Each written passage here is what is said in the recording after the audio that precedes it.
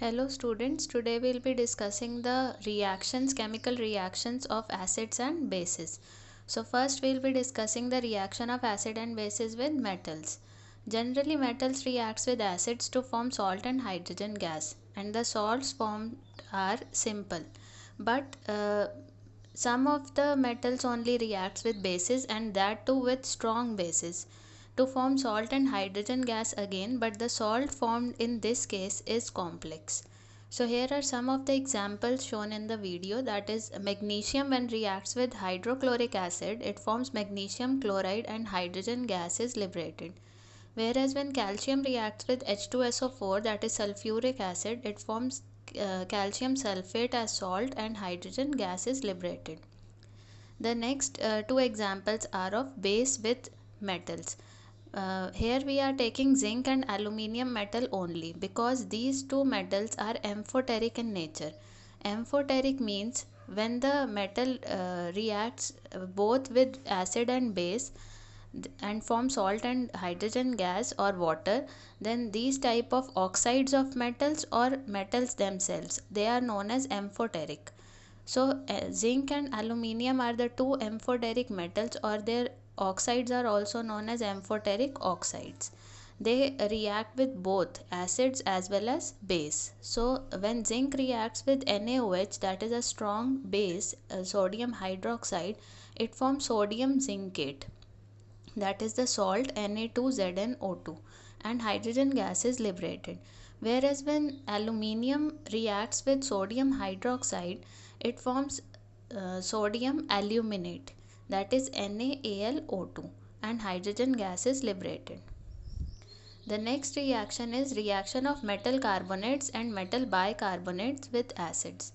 All of you are aware about sodium carbonate and sodium bicarbonate. Sodium carbonate is also known as washing soda, and sodium bicarbonate is known as baking soda. So here we will be discussing these two only as examples.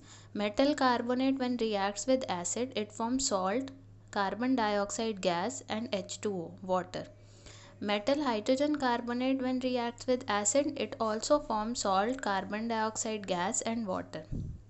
Here we are taking acids only because metal carbonates and hydrogen carbonates are basic in nature. So they react with acid only, not with bases.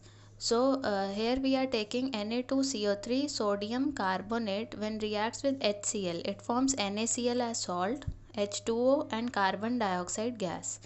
NaHCO3 sodium bicarbonate, that is baking soda, when reacts with HCl, it forms salt NaCl, H2O and CO2 again.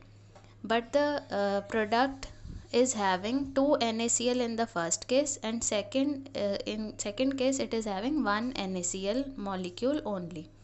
So the amount is different in both the reactions, but the result is same, the products are same. So this type of reaction, second reaction of baking soda with acid, is also used in bakeries and for making cakes and pastries, etc.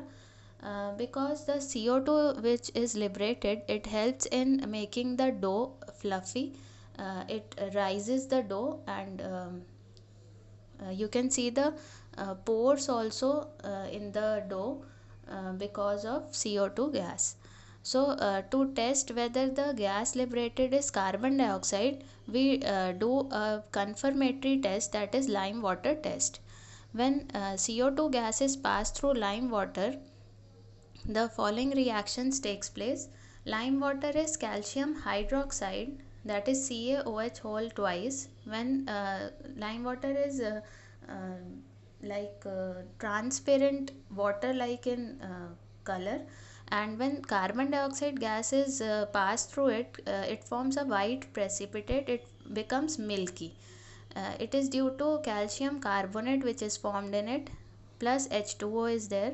So on passing excess of carbon dioxide through lime water, the milkiness disappears. It is because CaCO3 plus H2O plus CO2 when passed again, it forms CaH CO3 whole twice, that is calcium hydrogen carbonate or calcium bicarbonate. So when carbon dioxide is passed through lime water, it forms milky color, that is due to CaCO3 white precipitate. And when excess of CO2 is passed through the above solution, it forms CaHCO3 whole twice, that is calcium bicarbonate, which is colorless again, so the milkiness disappears.